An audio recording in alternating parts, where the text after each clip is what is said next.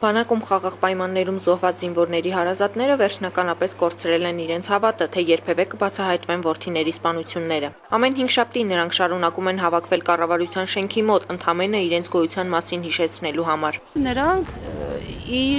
ի վիճակի չեն որևէ բան անելու, չեն անում ոչ մի բան։ Նանա Մուրադյանը 2008 թվականին Ղարաբաղում խաղաղ պայմաններում զոհված Վալերի Մուրադյանի մայրն է։ Նա չի կիսում այն տեսակետը, թե վերջին շրջանում բանակում զոհերի թիվը նվազել է։ Այս վերջի դեպքը, որ թոքաբորբից է մահացել զինվորը,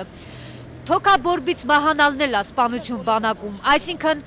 անուշադրության են մատնել դիտավորյալ այդ զինվորին, այնքան տեր չեն կանգնել, որ զինվորը թոքաբորբից մահացել է։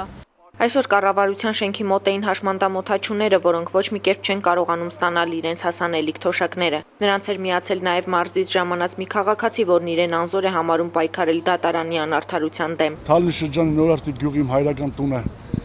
հարևանի կողմից անօրինական սեփականացվելուց հետո դատարան են դիմել, ծարկել են կեղծ ֆոտոշոպով, քսերոքսով պայմանագիր։ Միտոմ ես այդ տունը ծախել եմ իրանց։ Հրանտ Հովանեսյանի կարծիքով իր դեմ կատարված կեղծիքի երաշխավորը հենց իրավապահ մարմնից է։ Ես հանցագործության պարագլուխն էլ դադախազի տեղակալն է աշտարակի